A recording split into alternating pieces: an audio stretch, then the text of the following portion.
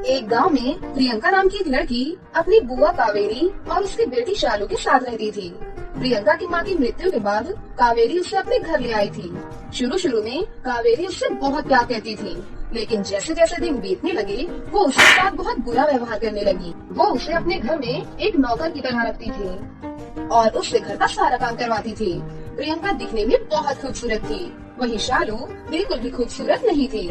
माँ देखो तो ये प्रियंका की बच्ची कितनी सुंदर है, मैं इसके जैसी क्यों नहीं हूँ माँ। अरे कोई बात नहीं बेटी, तू बिल्कुल चिंता मत कर। मैं तेरे लिए महंगी से महंगी क्रीम लेकर आऊंगी और महंगे महंगे कपड़े लेकर आऊंगी, जिससे तू बहुत ही खूबसूरत लगेगी। और रही इस गवार प्रियंका की बात, तो इसे तो मैं नौकरों की तरह रख रही हूँ, घर का सारा काम करवाती हूँ इससे। उसके बाद इसकी इतनी औकात नहीं होगी कि ये तेरे सामने खड़ी भी हो सके। अपनी माँ की ये बात सुनकर शालू बहुत खुश हो जाती है। दोनों माँ बेटी प्रियंका से घर का सारा काम करवाती थी और उसे सुनने में बहुत मारती थी। अगर वो गलती से कुछ भी कर देती तो वो उसे उस दिन खाना भी नहीं देती थी। हे भगवान, मैं कहाँ फंस गई हूँ। देखो ना माँ, ये दोनों मेरे साथ कितना गलत व्यवहार करती हैं। पहले बुआ कितनी अच्छी थी, लेकिन अब तो ये बुआ चुड़ैल बन गई है। माँ, इस चुड़ैल बुआ से मुझे बचा लो माँ। प्रियंका की ये सारी बातें वहीं खड़ी कावेरी सुन लेती है। अच्छा, तो अब मैं तुझे चुड़ैल लगती हूँ? रुक, तेरी तो मैं आज टांगे तोड़ती हूँ। फिर वो प्रियंका की बहुत पिटाई करती है। मुझे माफ कर दो बुआ, मुझे माफ कर दो। मैं आगे से आपको कभी कुछ नहीं कहूँगी। आप बहुत अच्छी हो बुआ, मुझे माफ कर दो। अब आई ना अकल ठिकाने। मेरे घर में रहकर मेरे टुकड़े पर पलने वाली मुझे ही चुड़ैल बोल रही थी। अगर तूने आगे से मेरे खिलाफ जुबान भी चलाई तो तेरी जुबान खींच लूंगी और तुझे उठाकर घर से बाहर फेंक दूंगी। जा यहाँ से, कॉफी बना कर ला मेरे लिए। रोते रोते प्रियंका वहाँ से चली जाती है और अपनी बुआ के लिए कॉफी बनाती है। तभी वहाँ पर शालू आ जाती है। अरे माँ, पता है आज क्या हुआ? आप सुनोगी तो बहुत खुश हो जाओगी। हमें एक बहुत ही अच्छा मौका मिल रहा है। इस मौके की मुझे कब से तलाश थी माँ। अरे बता तो सही, क्या बात है? माँ, राजकुमार ने गांव की सभी सुंदर लड़कियों को अपने महल में आमंत्रित किया है। राजकुमार को जो भी लड़की पसंद आएगी, राजकुमार उसके साथ डांस करेंगे और उसके साथ खाना भी खाएंगे। अरे वाह, ये तो बहुत अच्छी बात है बेटी। ये मौका तुझे ही मिलेगा। चल बेटा, मैं तुझे पार्लर लेकर चलती हूँ। अभी से अपना फेशियल करवाना शुरू करवा ले। कुछ दिनों बाद तेरे चेहरे पर एक अलग सी चमक आ जाएगी। देखना, राजकुमार तुझे ऐसे पसंद कर लेंगे और तू राजकुमार को अपने प्यार में फंसा लेना और जल्दी से उससे शादी कर लेना। फिर मेरी बिटिया इस राज्य की महारानी बन जाएगी। दोनों माँ बेटी बहुत खुश हो जाती हैं। पास में खड़ी प्रियंका ये सारी बातें सुन लेती है। बुआ जी, मुझे भी राजकुमार के महल ले चलो। मेरा भी राजकुमार को देखने का बहुत मन है बुआ। माँ, इस चुड़ैल को तो बिल्कुल मत ले जाना। ये राजकुमार को अपने जाल में फंसा लेगी और राजकुमार से शादी भी कर लेगी और मेरा सपना सपना ही बनकर रह जाएगा। अरे तो बिल्कुल चिंता मत कर, मैं तेरा सपना बिल्कुल भी टूटने नहीं दूंगी। उसके बाद दोनों माँ बेटी महल जाने की तैयारियां करती हैं। वो दोनों बहुत ही अच्छी अच्छी शॉपिंग करती हैं और बहुत सारे ब्यूटी प्रोडक्ट भी खरीदती हैं। आखिरकार वो दिन आ ही जाता है जब उन्हें महल में तैयार होकर जाना था। दोनों माँ बेटी महल जाने के लिए तैयार हो जाती हैं। सुन प्रियंका की बच्ची, हम दोनों महल जा रहे हैं। आज मेरी बेटी का सपना पूरा होगा, इसीलिए तू ज्यादा मजे मत करना घर में। चुपचाप घर का सारा काम खत्म करके रखना। बुआ जी, मुझे भी अपने साथ ले चलिए। मैं दूर से ही राजकुमार को देख लूंगी। आप दोनों इतना भारी सामान लेकर जाएंगे, मैं आपका ये सारा सामान उठा लूंगी। बुआ, बुआ प्लीज मुझे ले चलिए। कितनी चालाक होती जा रही है माँ ये। माँ ये चाहती है कि ये राजकुमार को अपने जाल में फंसा ले और उससे शादी कर ले। देखो माँ, आप इसकी बातों पर बिल्कुल विश्वास मत करना। नहीं बहन, मैं तो इसीलिए जा रही हूँ ताकि तुम दोनों का सामान उठा सकूं। अगर तुम सामान उठाओगी तो तुम्हारा मेकअप खराब हो जाएगा बहन।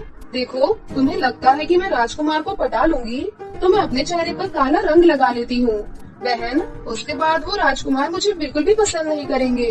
पसंद तो दूर, वो तो मुझे देखेंगे भी नहीं। मुझे अपने साथ ले चलो बहन। हाँ, लगता है ये सही बोल रही है। देखो, मेरे हाथ में कितना भारी पर्स है। इस लड़की को अपने साथ ले चलते हैं। एक काम करो, पहले उसके चेहरे पर काला रंग लगाओ।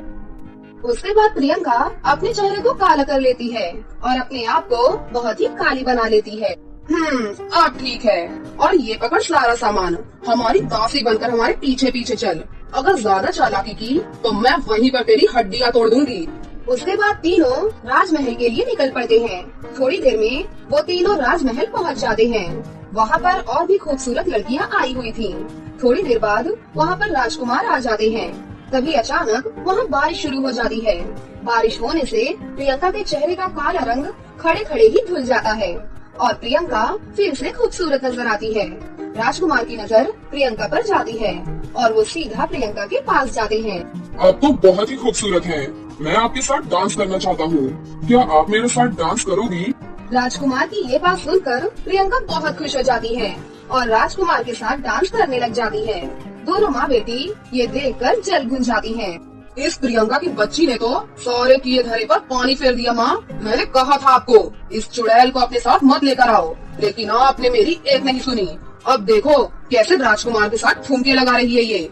उसकी जगह पर मुझे होना था। माँ, अरे बेटा, मेरी भी मत मारी गई थी जो मैं इस चुड़ैल की बातों में आ गई। इतनी चालाक लड़की है ये, मैंने कभी नहीं सोचा था।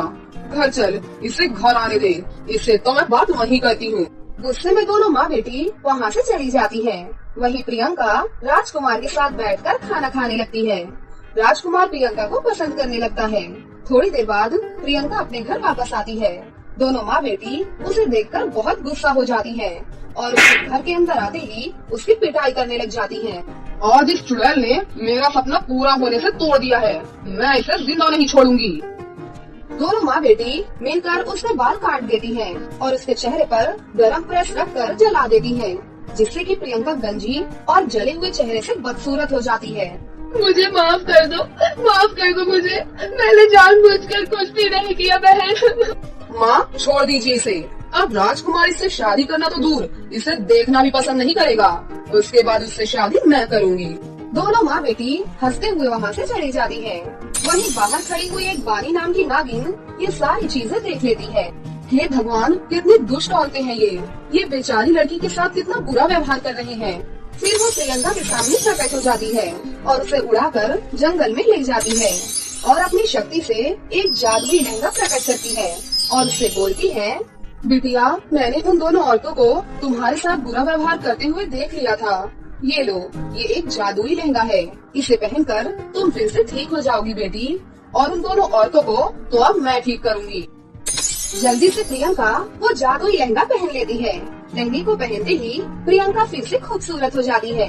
तभी वहाँ पर राजकुमार अपने सैनिकों के साथ आता है। सैनिकों, इन दोनों दुष्ट औरतों को पकड़ लिया जाए और इन्हें कड़ी से कड़ी सजा दी जाए। अरे लेकिन हमने किया क्या है राजकुमार? आप हमें बंदी नहीं बना सकते इस तरह। तुम दोनों ने उस मासूम लड़की के साथ बहुत गलत व्यवहार किया है। मुझे एक औरत ने आकर तुम दोनों के बारे में सब कुछ बताया है।